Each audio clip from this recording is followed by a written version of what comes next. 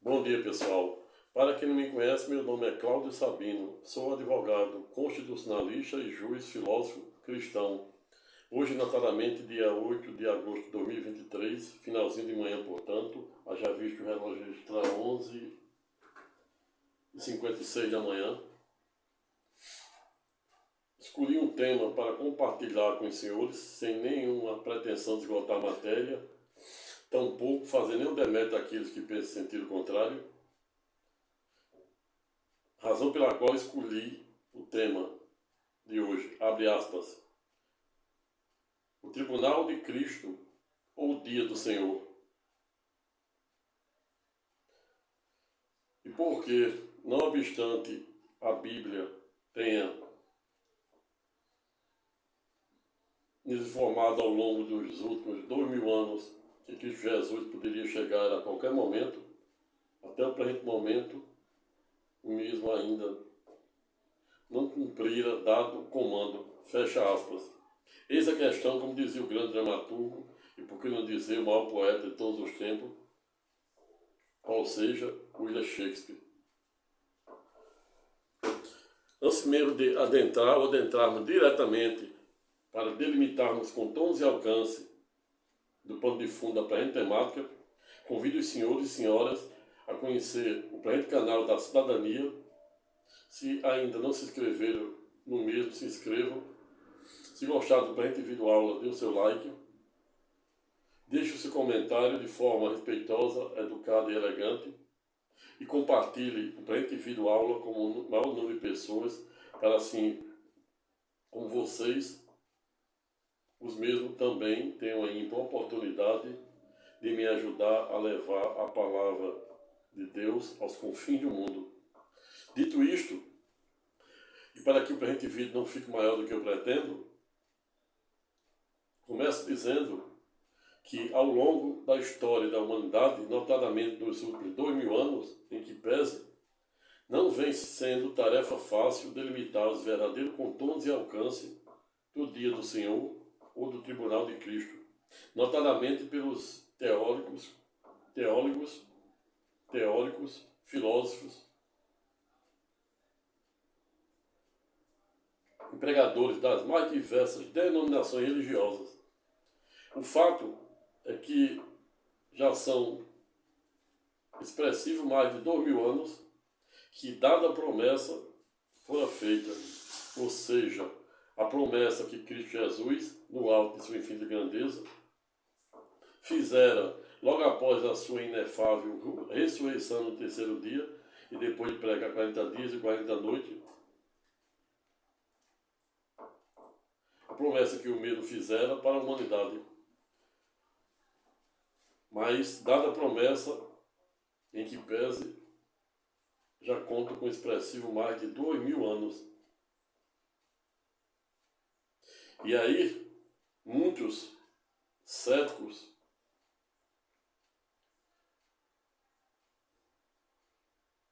inclusive até mesmo na época dos apóstolos de Jesus, notadamente Pedro e Simão, e viu questionando já naquela época a razão pela qual Cristo Jesus ainda não teria voltado, a ponto de questionar Pedro de que seus descendentes haviam, seus ascendentes, ou seja, seus pais já haviam até morrido. Por lógico, estava a falar dos 40 anos de peregrinação do deserto do Egito, logo após o resgate de mais de 400 anos do Egito, do cativeiro do Egito, com a ulterior travessia do Mar Vermelho, onde Moisés passou expressivo 40 anos peregrinando, andando quase que em círculo no deserto do Sinai, para atingir uma distância de aproximadamente 280 a 290 quilômetros, que é exatamente a distância atual do Estado soberano de Israel para o Antigo Egito. Muitos geram as mais diversas interpretações acerca de dada promessa, mas em Mateus observamos Jesus ser ipsilis, ou seja, literalmente pedagógico, quando dizia para seus discípulos queridos, a saber, Tiago, Pedro Simão e o erudito João,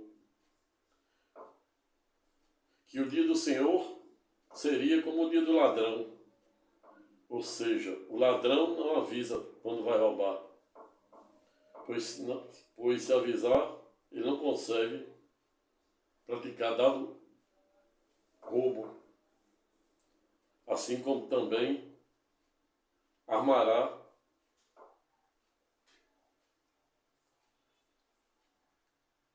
determinada pessoa para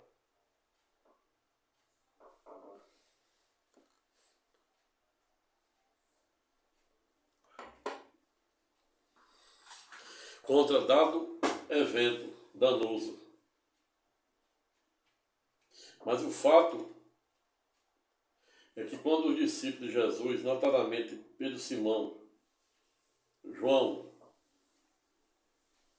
e Tiago, perguntavam de forma enfática quando seria o dia do Senhor, Jesus pela segunda vez disse: o dia do Senhor será como o dilúvio da época de Noé, assim também como por via reflexa será como os dias da destruição de Sodoma e Gomorra. Mas pasmem-se, pois o mesmo respondeu que ainda não seria o fim, seria apenas o início das dores, que ele o chamou de dores do parto. Quanto maior a dor do parto, mais próximo o parto, e ele equiparou a dor do parto como o dia do Senhor ou o dia do tribunal de Cristo. O fato é que ao longo desses mais de 2000 anos, não vem sendo tarefa fácil delimitar os verdadeiros contornos e alcance do dia do Senhor, ou dia do tribunal de Cristo, a ponto de muitas pessoas ao longo desses mais de 2000 anos se declinarem céticos e até mesmo se declinarem da fé. Ocorre que para podermos entendermos os contornos e alcance dos inefáveis mistérios que norteia o dia do Senhor, em que pese não podemos fazer isso metrificando com a régua da ciência, tampouco pensando com a mente humana. Explico, e como sempre, a resposta é de fácil alcance. Falar do dia do Senhor ou do tribunal de Cristo não vem sendo tarefa fácil. Notadamente, quando estamos postados ou diante de uma metrificação da ciência e pensando com a mente humana. Apenas para se ter noção do que eu estou a falar, vejo, portanto, os 400 anos em que Deus deixa de se manifestar na época do Antigo Testamento para a humanidade, que é compreendida exatamente pelo período interbíblico ou intertestamentário, que foi o período em que Deus deixara de se manifestar para a humanidade por meio dos profetas. Somente depois desse período interbíblico ou intertestamentário, de expressivo 400 anos, é que Cristo Jesus vem pela sua primeira vez na qualidade de servo e cordeiro. Vejo, portanto, que não há como entendermos os inefáveis mistérios de Deus metrificando com a regra da ciência, da história,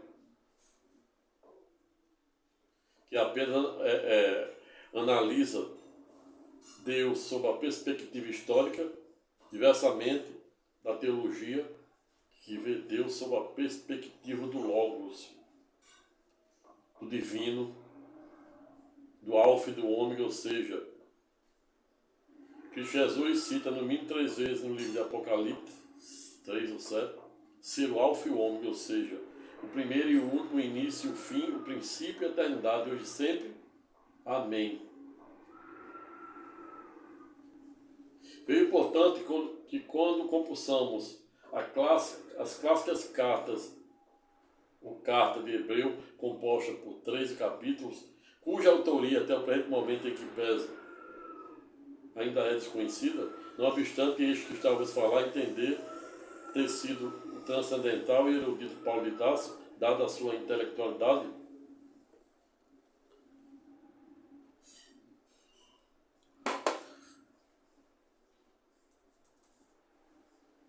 mas o fato é que não vem sendo tarefa fácil delimitar os verdadeiros contornos e alcances do dia do Senhor ou do tribunal de Cristo, fazendo com que as pessoas ao longo do planeta, não obstante hoje existir cerca de 2,5 bilhões de cristãos no mundo inteiro, seguida pela segunda do ranking, a saber, o islamismo, com cerca de quase 1,5 bi, e a terceira do ranking, a saber, o judaísmo, que não obstante mais remota ou mais antiga, em que pesa a mesma, somente conta com média de 13 milhões de judeus no mundo, cuja a maioria reside no Estado soberano de Israel. Mas falar no dia do Senhor ou do tribunal de Cristo não vem sendo tarefa fácil para nenhum teólogo, filósofo, sacerdote das mais diversas linhagens, exatamente porque não há como entendermos os inefáveis mistérios que permeiam a existência do Todo-Poderoso, do Senhor dos Exércitos de Anjos celestiais do terceiro céu, metrificando com a régua da ciência, tampouco pensando com a nossa miserável natureza humana.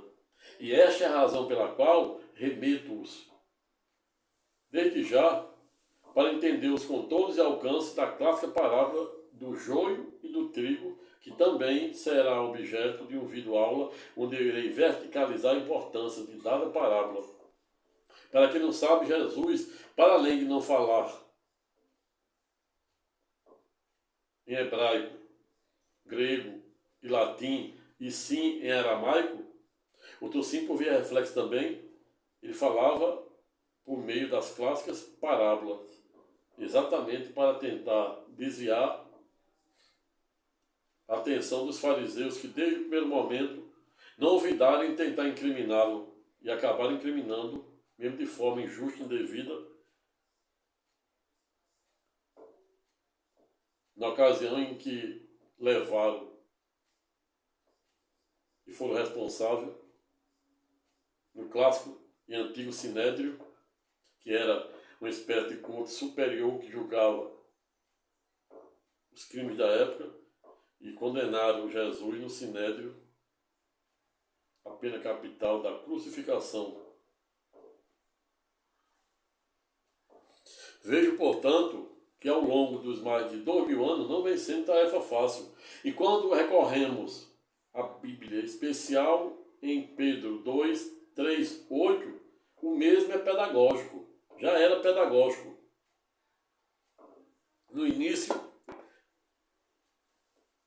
do século 2, 3, dos 5 a 7, logo após a morte de Cristo Jesus na cruz, em falar para o povo da época, os céticos da época, perguntando quando o mesmo fora interceptado, fora abordado acerca do dia do Senhor, a ponto de, em Pedro 2, 3, 8, o mesmo ser pedagógico de dizer que o dia do Senhor será como o dia do ladrão, reiterando as inteiras o que a gente observa também no livro de Mateus, Marcos, João.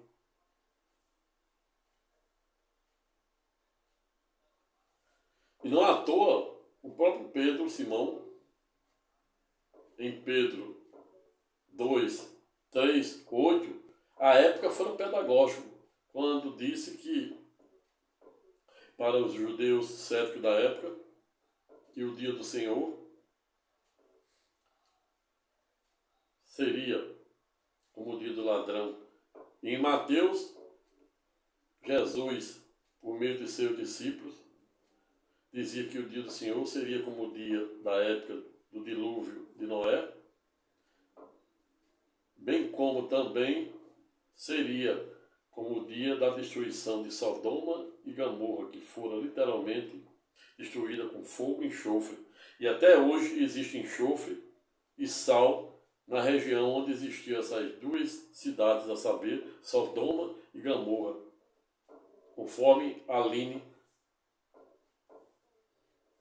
que é uma brasileira que vive fazendo matéria teológica, juntamente com o eminente Dr. Rodrigo Silva, que vem comprovando aí até mesmo o cumprimento da profecia de Ezequiel 47, a ponto de até mesmo ter água doce correndo na direção do Mamuto, que é considerada a região mais baixa do planeta, com quase 500 metros abaixo do nível do mar, e que faz também com que o Mamuto tenha um grau de salinidade 10 vezes mais do que os demais 7 oceanos.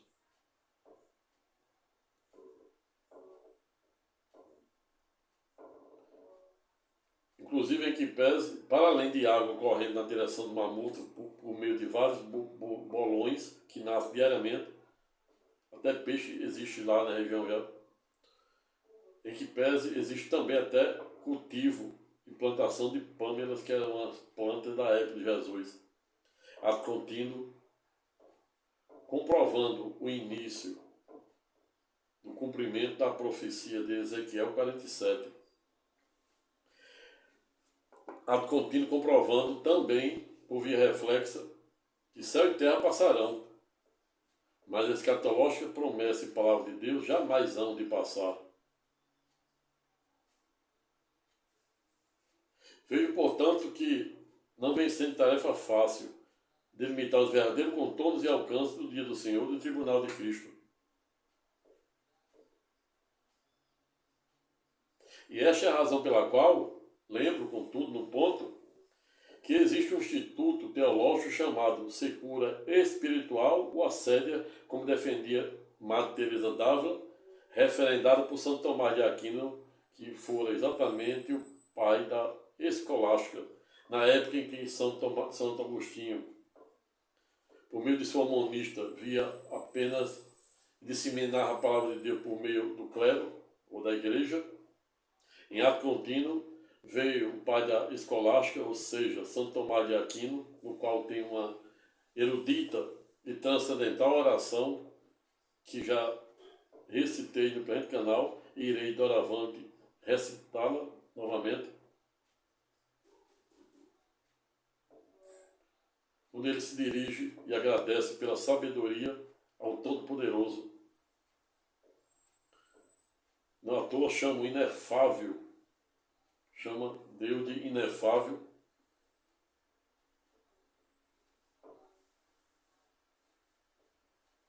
Mas o fato é que não vem sendo tarefa fácil delimitar os verdadeiros contornos do dia do Senhor. Notadamente quando se mede com a régua da ciência e pensa-se com a nossa mente humana. E quando eu falo da importância da clássica parábola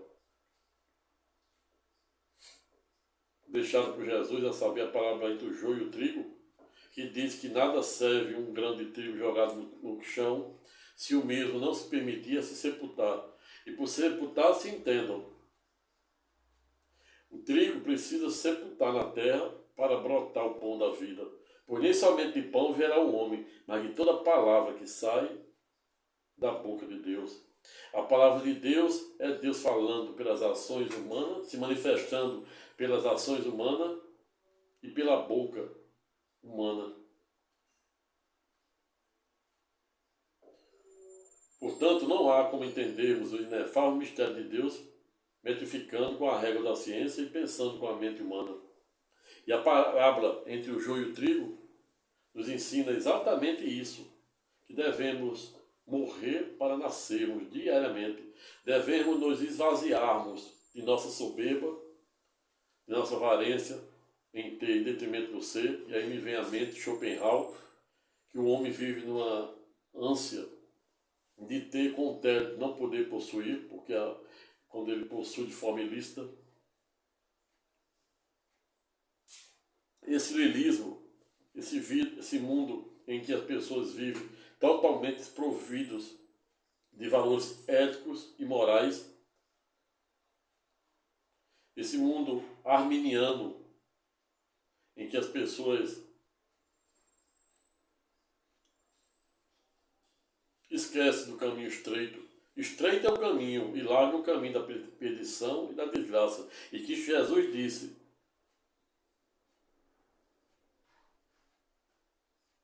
que o caminho estreito é o único porto de entrada para levar a criatura ao seu Senhor. E o caminho largo e longo é o caminho do pecado, da ignorância, dos mais diversos tipos de improbidades, crimes hediondos, onde o ser humano não vale mais nada. Pessoas, as mulheres têm a própria vida ceifada pelos próprios companheiros, crime de feminicídio. Não à toa, o Supremo Tribunal Federal, julgando a ADPF 779, semana passada, ou seja, dia 1º de agosto de 2023, não vidara em declarar inconstitucional o Instituto da Legítima Defesa da Honra, que vinha sendo utilizado pelos acusados de praticarem os mais nocivos e hediondos crimes contra a vida de suas companheiras. Parabéns aos eminentes ministros da Excelsa Corte do Supremo Tribunal Federal, pois dada a decisão se vira de desagravo a todas as mulheres que diariamente sofrem as mais diversas, deletérias e nocivas violências contra a sua integridade física, moral, psíquica, quiçá até a ponto de ter a sua própria vida ceifada e subtraída. Razão pela qual reitero as inteiras parabéns para os eminentes ministros do Supremo Tribunal Federal que fizeram justiça na acepção jurídica do termo.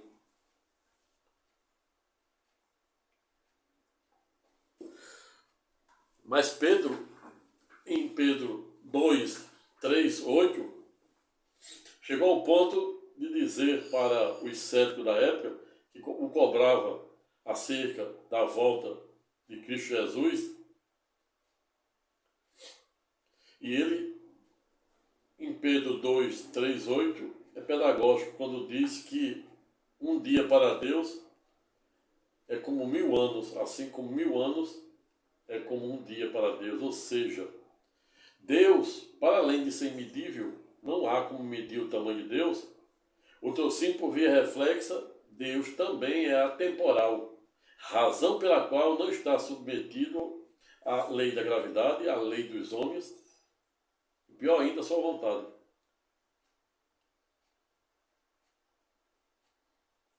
Ou seja, Deus é atemporal. E não à toa, um dia é para Deus, assim como 1000 anos, assim como 1000 anos é igual para Deus como um dia. E o que isso quer dizer? Explico. E como sempre, a resposta é de fácil alcance. Quando Pedro, inspirado por Deus, em Pedro 2, 3, 8, é pedagógico em dizer que para Deus um dia vale 1000 anos, como 1000 anos vale um dia para Deus, ele está exatamente dizendo que o dia do Senhor pode ser a qualquer momento. Como faz, da mesma maneira, da mesma forma que faz expressivo mais de 2000 anos que ele ainda não veio, Cristo Jesus, em sua segunda vinda, na qualidade de Rei num cavalo branco,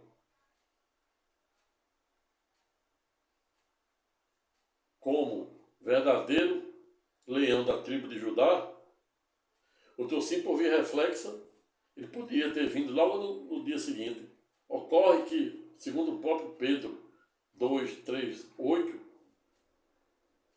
é pedagógico quando diz que ele não veio ainda para o nosso bem.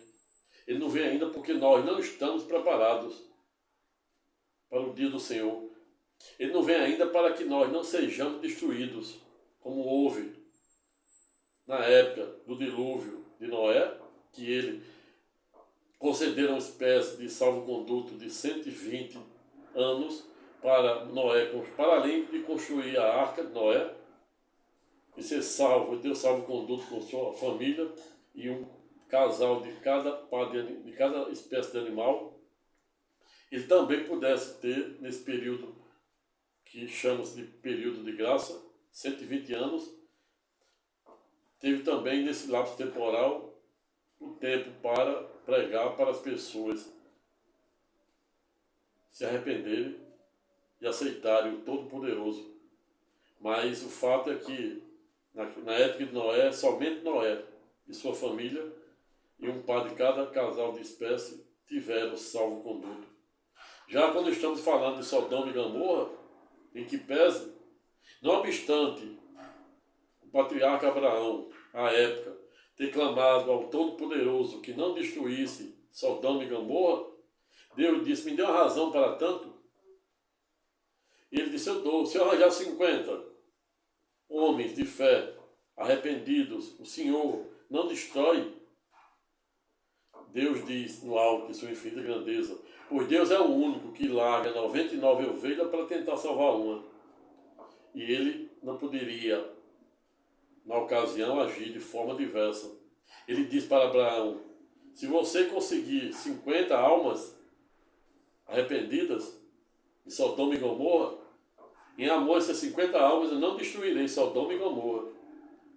O fato é que Abraão não conseguiu os 50 e baixa para 45, também não consegue, baixa para 40 e Deus diz, em amor os 40 não destruirei.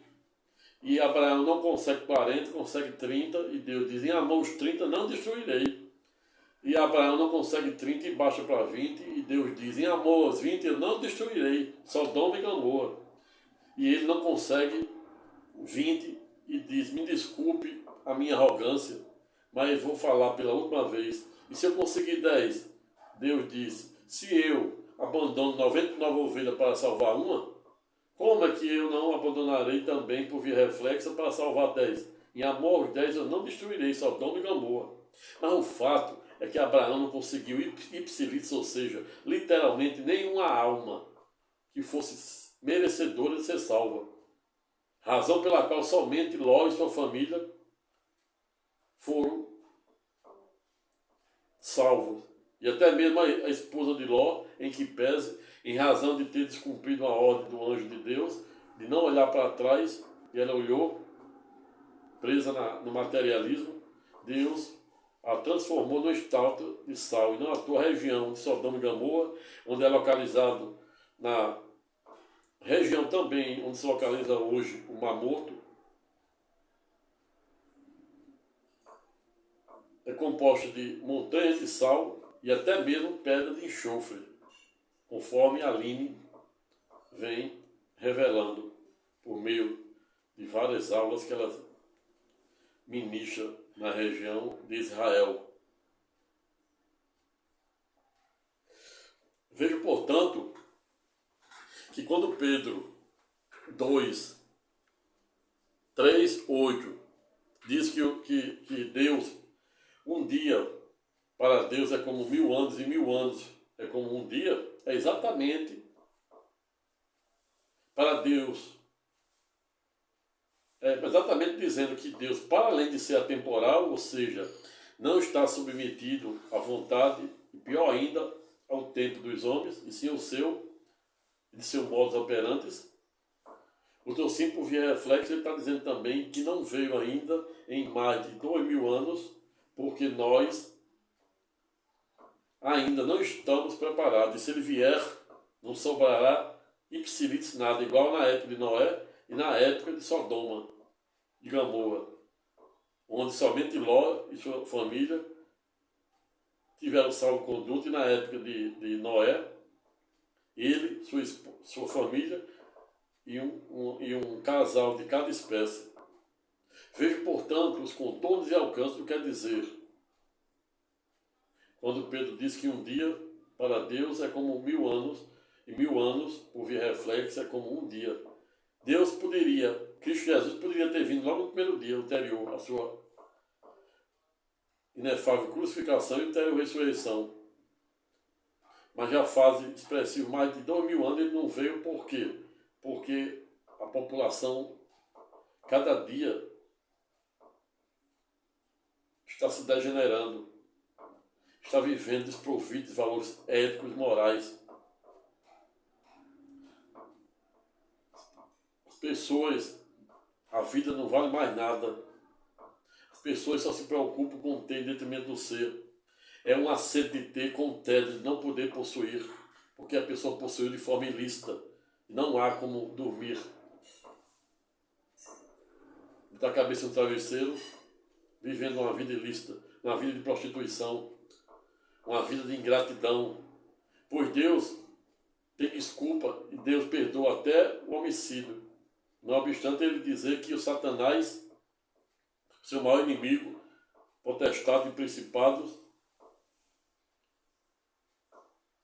ele é homicida desde o início. E nele não existe verdade. Mas até mesmo para o homicídio, ele encontra uma espécie de legítima defesa. E não à toa, na época de Moisés, notadamente por meio do sucessor, a saber, Caleb e Josué, ele deu ordem para que os mesmos construíssem, quando ele entrasse em Canaã, atual Estado soberano de Israel, uma espécie de cidade para os refugiados, nas hipóteses em que os judeus, hebreus, semitas, que são sinônimos entre si, cometessem um crime de homicídio, e se fosse por legítima defesa, ao revés, eles não tivessem a sua vida ceifada pela família do morto. E para além disso, também para não contaminar a Terra Santa. Mas existe algo que Deus não perdoa, que é exatamente a ingratidão. A ingratidão é madastra, como dizia Ulisses Guimarães, grande protagonista da última Constituinte de Idos, de 1988. Quando Deus diz que perdoa até mesmo homicídio, e Moisés era um homicida, em legítima defesa, na honra do próprio parentes. Mas quando Deus diz que não perdoa, não é muito afeto a perdoar ingratidão, é porque não existe razão para alguém ser ingrato. Você dá o que comer, beber, vestir. E não à toa, Deus derrama a sua graça de caráter comum para os bons, ruins, justos e injustos. Ou seja, o mesmo sol que ilumina o dia dos bons, por via reflexa, é o mesmo sol que ilumina o dia dos ruins. Assim como a mesma chuva que rega a lavoura dos justos, é a mesma chuva que rega a lavoura dos injustos. Exatamente para Deus provar o tamanho, a dimensão de seu amor para com todos, de caráter comum. Mas Deus também tem os seus queridos. E não à toa, naquela época, ele escolhera 12 discípulos. E dos 12 ele tinha 3 que eram mais queridos, a saber, Tiago, João e Pedro Simão. E dos 3 ele tinha um mais querido ainda, que foi o único que estava no seu calvário, a saber, João. E não à toa também, dos 12 foi o único que morrera de morte natural, quando tinha 94 anos, logo após o imperador romano tentar matá-lo numa caldeira escaldante de azeite. E ele fora ipsilis, literalmente exilado. E lá, Cristo Jesus abre o terceiro céu, onde, segundo Coríntios 2,12, Paulo de Tarso diz, certa feita, ter ido a um paraíso e ter visto coisas inefáveis, cuja sua miserável natureza humana não lhe era digna de revelar. E Deus lhe coloca um espinho na carne. E Paulo de Tarso ora por 3 vezes para Deus libertar daquela angústia de Jacó. E Deus responde para Paulo de Tarso: não vos preocupeis, estou usando aqui uma licença poética, pois para ti basta a minha graça. E não à toa somos salvos por meio da graça e por meio da fé. Mas até mesmo a fé não pode ser obra do homem, para que o homem não se engrandeça em detrimento de Deus. Quanto maior é o nosso sofrimento, é a nossa dor, é a nossa opressão, é a nossa perseguição, é a nossa injustiça, é a nossa humilhação, maior o poder de Deus diante de nós, em especial diante daquele que nos faz o mal. 1000 cairão ao meu lado e 10.000 à minha direita, mas nada me abalará. Os montes e as montanhas é o lugar onde Deus se encontra. E o vale da sombra da morte, o deserto de Sinai, é o lugar onde Deus nos coloca para além de nos ensinar a enfrentar os mais diversos e complexos problemas do dia a dia e aprender a superá-los. Outro sim, por via reflexa, também terá ímpar a oportunidade de escrevermos os melhores capítulos da nossa vida no momento da dor, da opressão. Veio, portanto, que não vem sendo tarefa fácil delimitar os verdadeiros contornos e alcance dos inefáveis mistérios que norteiam a existência do Todo-Poderoso.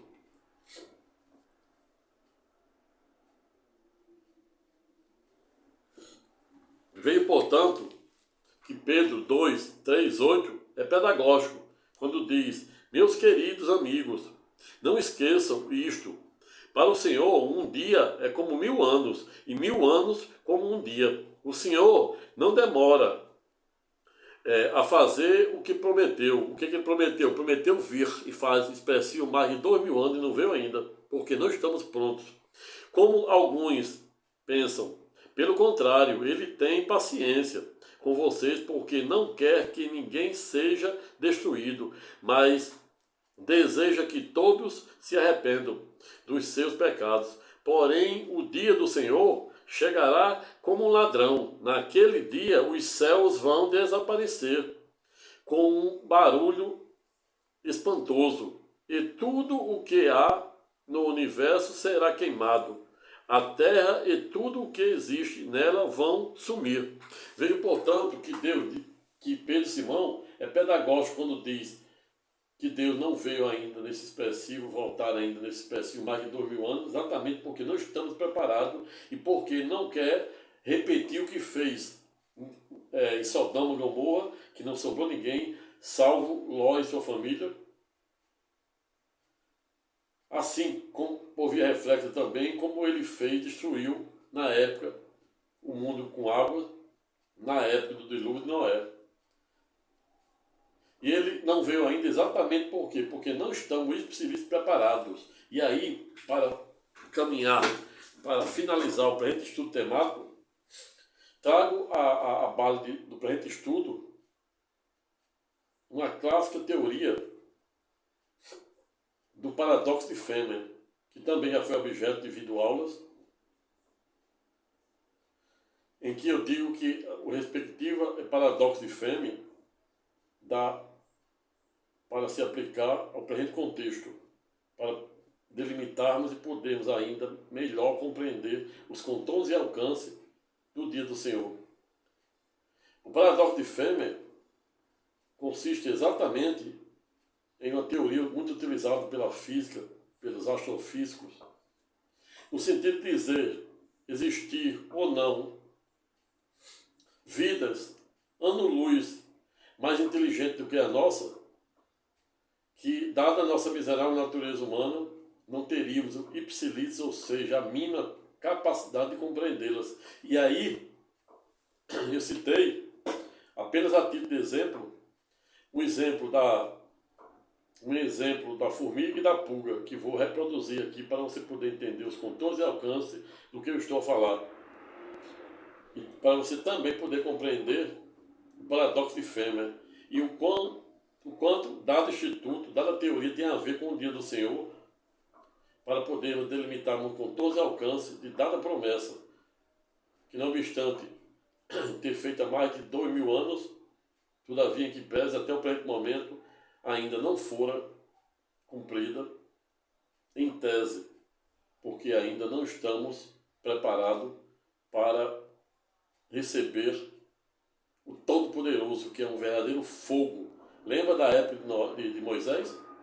O projeto inicial de Deus não era ter sacerdote, nem um pregador. Era falar mano a mano, como ele falava com Moisés. Era falar diretamente com o povo, objeto da sua criação.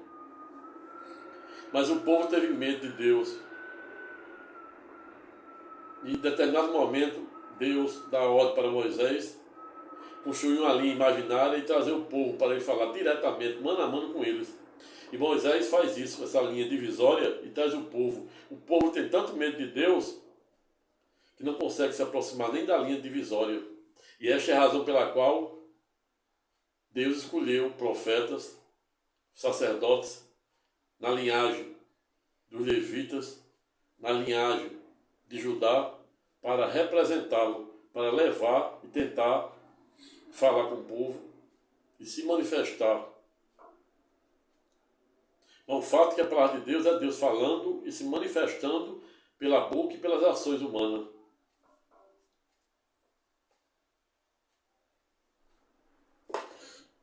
Veio, portanto, que quando Pedro, Simão, que a Igreja Católica entende ser a base da Igreja, e eu, em tese, peço todas as vendas para discordar, pois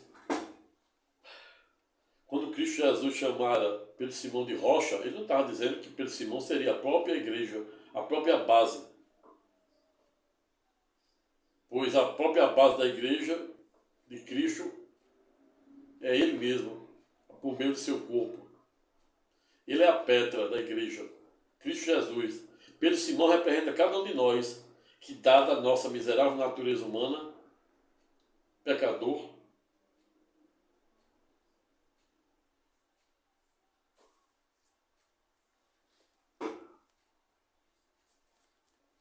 dada a nossa miserável natureza humana, somos representados por Pedro Simão. Pedro Simão é a pedra bruta, onde Cristo Jesus disse, você é a pedra bruta onde eu irei edificar a minha igreja. Ele não estava dizendo que Pedro Simão, em tese, seria a própria base da igreja, como a Igreja Católica faz, ensina para os católicos. Mas que Pedro Simão seria a própria rocha, ou seja, Pedro Simão seria essa pedra bruta que representa cada um de nós, dada a nossa miserável natureza humana, que diariamente precisa ser lapidada, assim como o ouro e a prata precisa do fogo para ser purificado. Por via reflexa, o homem também precisa do fogo de Deus para nos purificar diariamente, bem como na época do Antigo Testamento, ele não olvidara em mandar anjos serafins, munidos de brasa de fogo direto de vosso trono, de vosso altar, a fim de purificar o corpo físico, material, mental e espiritual do grande profeta Isaías.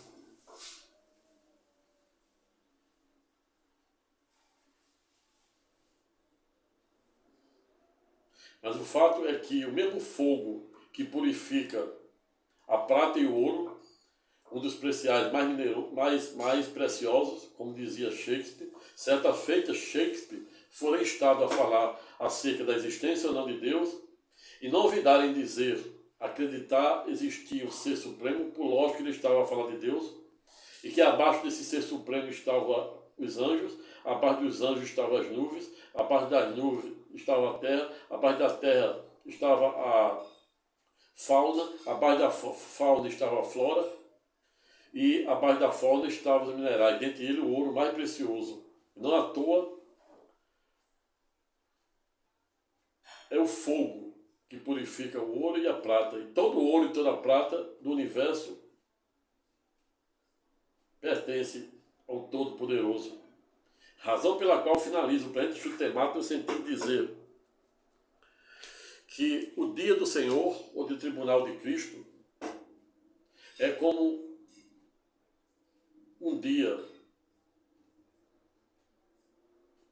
para 1000 anos, assim como 1000 anos para um dia. Ou seja, o dia do Senhor poderia ter sido logo no dia seguinte, a promessa.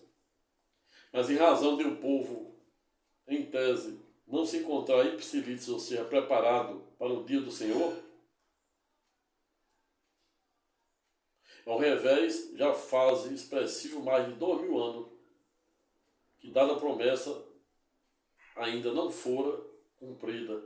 Exatamente porque não temos a mínima compreensão, tampouco estamos preparados para este dia triunfal, este dia divino, este dia majestoso, esse dia sacramental, em que o Todo-Poderoso, por meio do seu Filho, irá governar com aquilo que ele escolher, na qualidade de verdadeiro leão da tribo de Judá.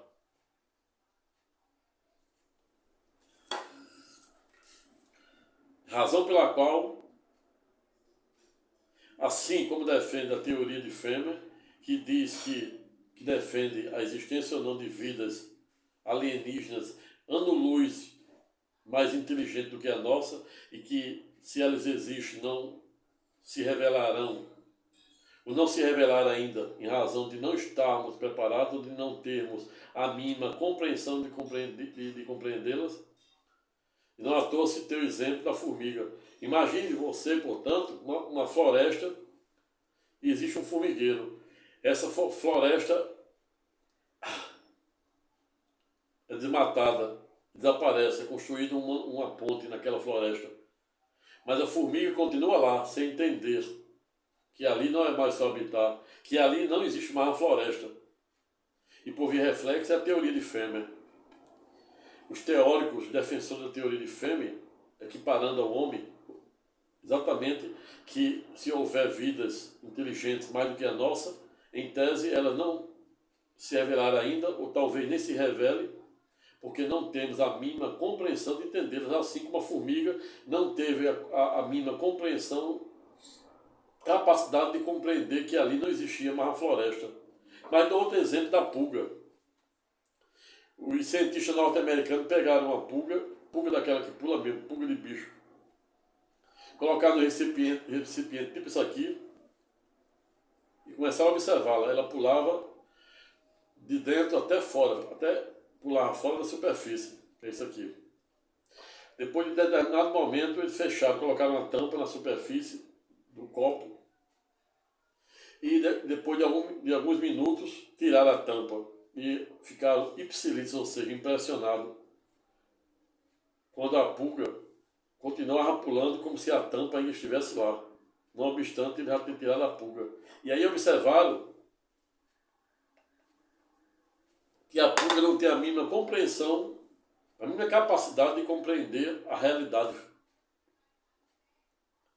Por via reflexa, é isso que diz e defende a teoria o paradoxo de Femer, que o homem, se existir vidas fora da Terra, vida extraterrestre, quando eu falo vida extraterrestre, é toda a vida alienígena.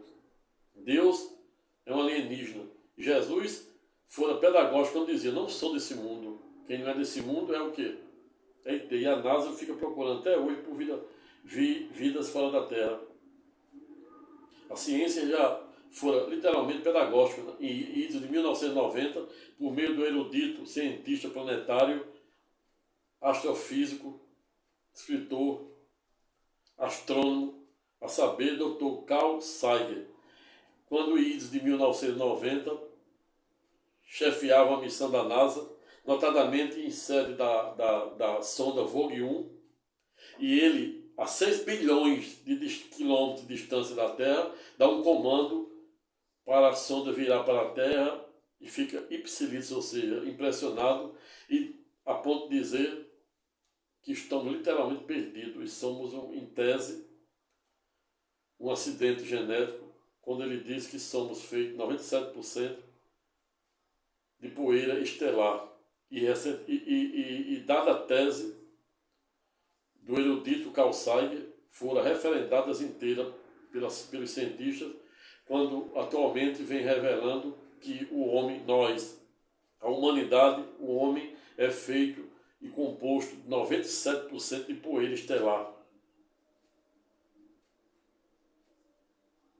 E isso também, em tese, não afasta a tese de que Deus nos fez do pó. E há várias teorias, começando a teoria do Big Bang, que diz que o planeta, que o universo surgiu a partir da implosão do Big Bang, e surgiram mais de 200 bilhões de galáxias, buracos negros, planetas, cosmos, literalmente escuro.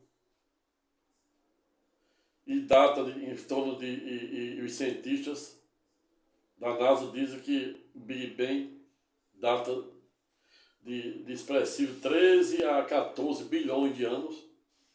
E quando estamos a falar da idade da Terra, os mesmos cientistas dizem que a Terra tem 4,5 bi. E quando vamos para a Bíblia, como é que fecha essa equação? Essa equação de que Deus criou os céus e a terra, segundo Gênesis, em apenas 6 dias e reservaram o 7º dia para descansar. E quando a gente vai antes de Cristo para cá, 2.000 anos, de Cristo para trás, 4.000 anos, 6.000 anos só. E onde é que fica? 4,5 bi. E muitos cientistas defendem a tese de que a Terra foi construída de granito, que é um tipo de rocha contido no nosso planeta. Mas quando a gente parte para a premissa de Pedro 2, 3, 8, no qual diz que para Deus um dia é como 1.000 anos, assim como 1.000 anos é como um dia, não é difícil de entender essa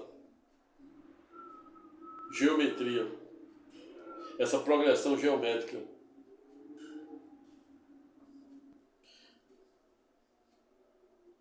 Não à toa, no último livro escatológico da Bíblia, a saber, Apocalipse, é pedagógico quando diz que Jesus é o alfa e o ômega, ou seja, o primeiro e o último, o início e o fim, o princípio e a eternidade, de hoje e sempre. Amém. E a música pergunta, se foi Deus que criou os céus e a terra e tudo que nele existe, quem foi que criou Deus? Quando vamos para o último livro da Bíblia, escatológico da Bíblia, saber Apocalipse, que significa revelação. Revelação de quem? De Cristo Jesus na ilha de Patmos, quando mesmo abriu o terceiro céu para o apóstolo João, quando mesmo tinha quase 94 anos, e pede para o mesmo escrever 7 cartas para os 7 anjos das cidades do Apocalipse, que odiernamente, atualmente, se localizam no interior da Turquia, onde de janeiro para fevereiro teve um fortíssimo terremoto entre a Turquia e a fronteira da Síria, cujo Instituto de Geologia dos Estados Unidos revelara ter sido um dos maiores dos últimos anos ocorrido na região. E é exatamente essa região que é a região escatológica da Bíblia, onde Cristo Jesus enviou as 7 cartas escatológicas, que é parte integrante do último livro da Bíblia, a saber, Apocalipse, que significa revelação, a revelação de Cristo Jesus, aquele que no início era o Verbo, e sem ele nada se fez, nada se fazia, ou seja, o instrumento. Razão pela qual finalizo para a gente o temático no sentido de dizer, se querem ver Deus, veja o homem. Multiplique pelo infinito e logo verás esse ser tão necessário em busca da paz, da felicidade e do amor. Aquele que abordou objetos estranhos negocia, como dizia Mazili, e asseverou que esse modo razão e ciências e dias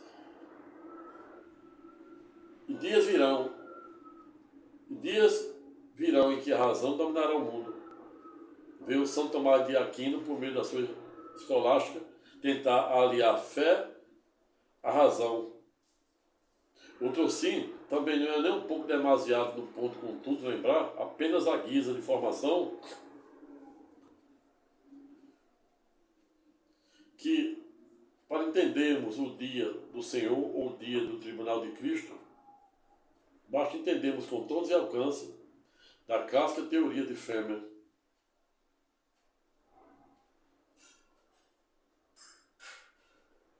que diz que o homem não tem a mínima compreensão de entender, a mínima capacidade de compreender a existência de vidas anos-luz mais superior do que a nossa. E há quem diga, se foi Deus que criou os céus e a terra e tudo que nele e nela existe, no micro e no macrocosmo, quem foi que criou Deus? O último livro diz, ninguém criou Deus. Ele sempre existiu. O sempre existira. Ele é o Logos. E por mais que o homem, que a ciência tentar metrificar Deus com a régua da ciência e pensando com a mente humana, quanto mais eles avançam, mais eles descobrem existir uma força motriz, inteligente, veloz e viva, que nos conecta, que faz com que tudo que a gente pense, tudo que a gente imagina, tudo que a gente faz esteja conectado a algum ponto do universo. E esta é a razão pela qual os cientistas, por meio do acelerador de partículas, não obstante descobrir existir um elemento químico menor ano-luz do que os átomos, que até então era considerado a menor partícula do universo, o trocínio que pese os cientistas também descobriram existir os neutrínios. E pasmem, pois por meio do acelerador de partículas, os cientistas também descobriram, na ocasião em que manipulavam o átomo A, em ato contínuo observaram que o átomo B, C, D e etc., não obstante não terem sido manipulados como o átomo A, em ato contínuo eles se comportavam como se manipulados estivessem. Na ocasião, intrigando os cientistas, a ponto de entender existir uma força motriz viva, veloz e inteligente que rege o universo, hoje e sempre.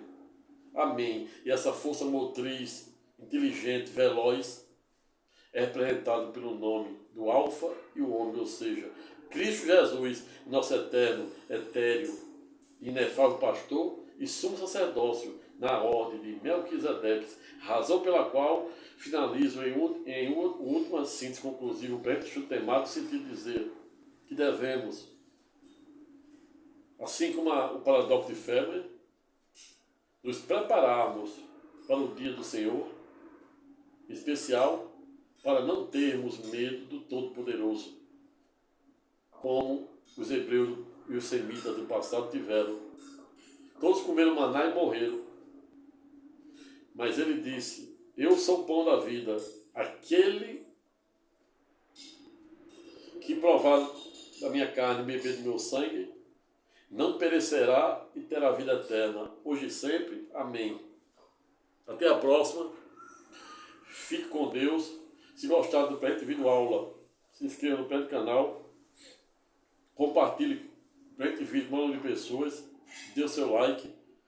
E se sentir à vontade, deixe o seu comentário de forma educada, respeitosa e elegante. Até a próxima e fique com Deus.